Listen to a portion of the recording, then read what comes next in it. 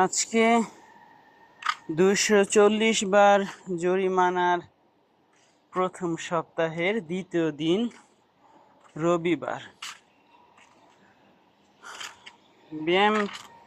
ব্যায়ামগুলো আর ভিডিওতে দেখাবো না, তবে ব্যায়ামের পরে 10 মিনিট একটা হচ্ছে ছবি তুলবো, মানে ভিডিও করব, তাতে আমার বিশ্রাম নেওয়া হবে।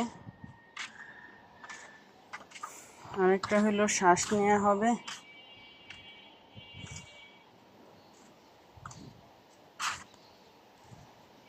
কি কি গাছ আছে? এটা হচ্ছে মেক্সিকান অরিগানো,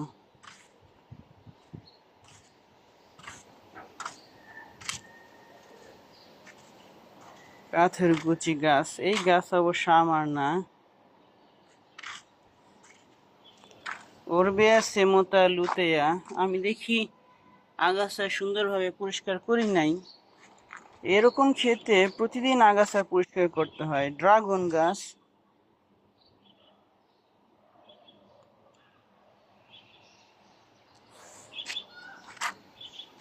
তারপরে পেঁপে গাছ। পেঁপে গাছটা বাদ দেওয়া দরকার, ওজন অনেক হয়ে যায়।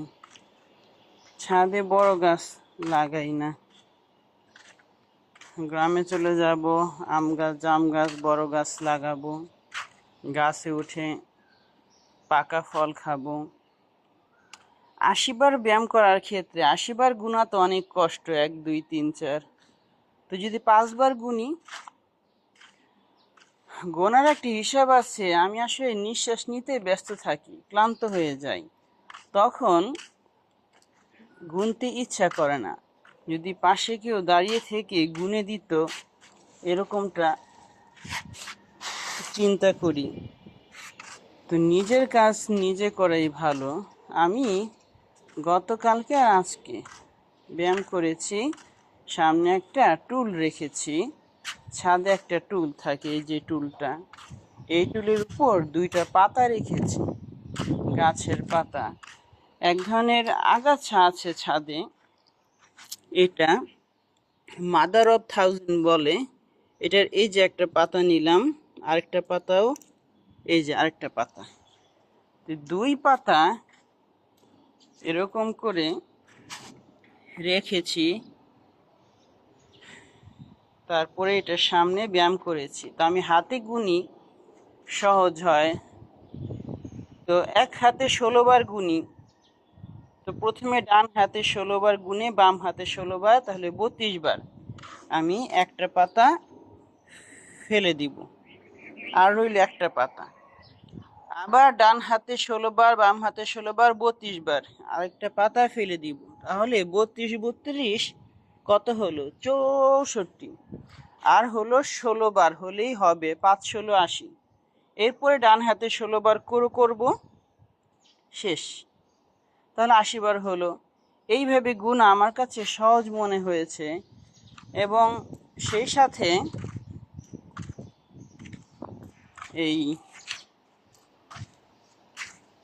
সাথে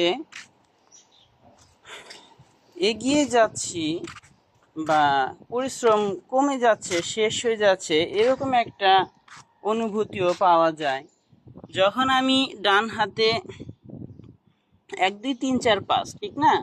5 16 80। তাহলে 1, প্রথমে ডান হাতে 16 বার, 2 বাম হাতে 16 বার। এটা গুণ একটা পাতা যখন ফেলে দেই, তখন আমার কল্পনাতে থাকে যে 2 পাতা ছিল, 1 পাতা কমে গিয়েছে, ওতে আমার পরিশ্রম কমে গিয়েছে, এবং ব্যায়ামে অনেকটা সময় অতিক্রান্ত হয়েছে। এমনি তো ব্যায়াম করতে মনে চায় না কোনো দিনই।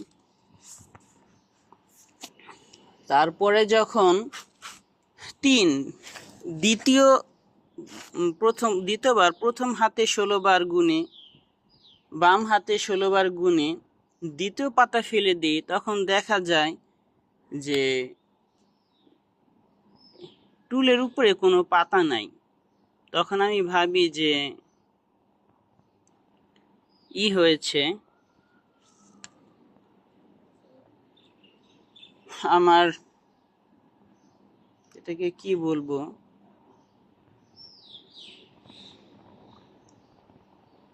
তখন আমি ভাবি যে টুলের ওপর কোনো পাতা নাই, ব্যায়াম শেষ পর্যায়ে কেবল এক হাত, ডান হাত 16 বার গুনলেই হবে।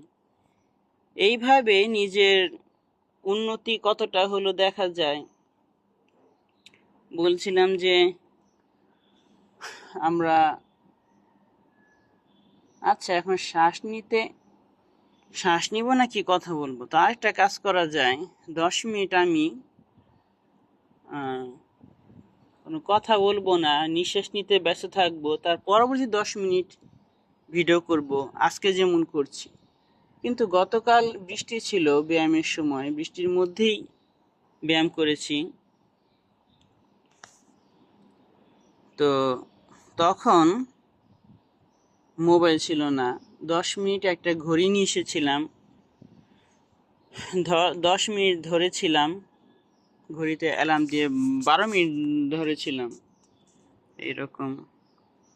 তো বাঙালি মোরা ভদ্র অতি পোষমানা এ প্রাণ, বোতাম আটা জামার নিচে শান্তিতে শয়ান। কি যেন একটা কবিতা রবীন্দ্রনাথ ঠাকুর লিখেছেন, মর্মে যবে মত্ত আশা সর্পসম, কি যেন,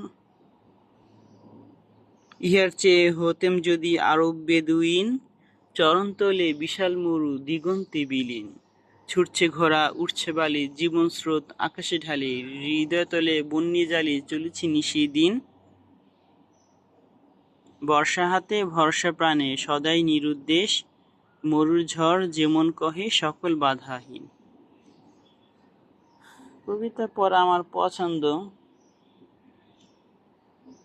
আর কোন কবিতাটা পড়া যেতে পারে?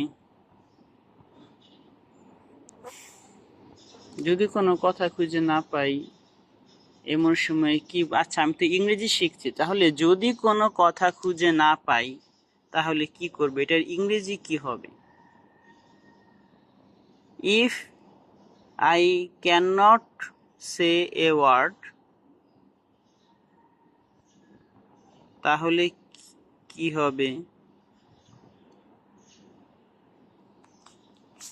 হবে? ইংরেজিটা বলতে পারছি না। একদম আক্ষরিক অর্থে এক ভাষা থেকে আরেক ভাষা অনুবাদ করা যায় না, একটু অন্যরকম করে কথা বলতে হয়। যেমন আমি বলেছি যে আমি কথা খুঁজে পাচ্ছি না, তো আমি ইংরেজি বলার সময় ফাইন্ড বলি নাই, বলেছি যে এ ওয়ার্ড, একটি শব্দ বলতে পারছি না। এখন কথোপকথনের ক্ষেত্রে, কনভারসেশনের ক্ষেত্রে একটা ব্যাপার আছে যে আপনাকে চিন্তা করতে হবে ইংরেজিতে চিন্তা করতে হবে। তার মানে হচ্ছে ইংরেজি, প্রথমে বাংলা চিন্তা করবেন, আমি ভাত খাই, তারপর আই ইট রাইস, সাবজেক্টের পর ভার্ব বসবে, আই ইট রাইস বলতে হয়, তো চিন্তা করতে সময় লাগবে। কথোপকথন, মাতৃভাষা আমরা যেরকম দ্রুত কথা বলি, আমি চিন্তা না করেই কথা বলি, বা বাংলাতেই চিন্তা করি, আরেক ভাষায় চিন্তা করে তারপরে এই ভাষায় নিয়ে আসা, ট্রান্সলেশন করা, অনুবাদ করা, তাতে সময় লাগে বেশি। কিন্তু আমি বলবো কি, ট্রান্সলেশন অনুবাদেরও একটা গুরুত্ব আছে। যদি আপনি দোভাষী হন, আপনি এক জায়গায় গিয়েছেন, আপনি হচ্ছেন ট্রান্সলেটর। তো অনেক সময় দেখি যে অনেক বড় হুজুর বিদেশ থেকে এসেছেন, তিনি কিছু কথা বলবেন, তিনি উর্দুতে কথা বলেন, আমি উর্দু বুঝি না, পাশে একজন থাকে, সে আমাদেরকে বাংলায় বুঝিয়ে দেয় যে হুজুর কি বললেন। অথবা তাবলিগের জামাত বিদেশে যায় বা বিদেশ থেকে যদি আসে তখন, তো একবার আমি ইংরেজি কিছুটা পারি। একবার দক্ষিণ আফ্রিকা থেকে এক হুজুর আসবেন, আমি তার ওয়াজ শুনতে গিয়েছি। আমার মনে আশা ছিল দক্ষিণ আফ্রিকায় অনেক ভাষাই প্রচলিত, কিন্তু সবচেয়ে বেশি যেটা প্রচলিত সেটা হচ্ছে ইংরেজি ভাষা। আমার মনে আশা ছিল তিনি ইংরেজিতে ওয়াজ করবেন। তিনি এসেছেন একটি কওমি মাদ্রাসায়, তিনি ওয়াজ শুরু করলেন উর্দু ভাষায়।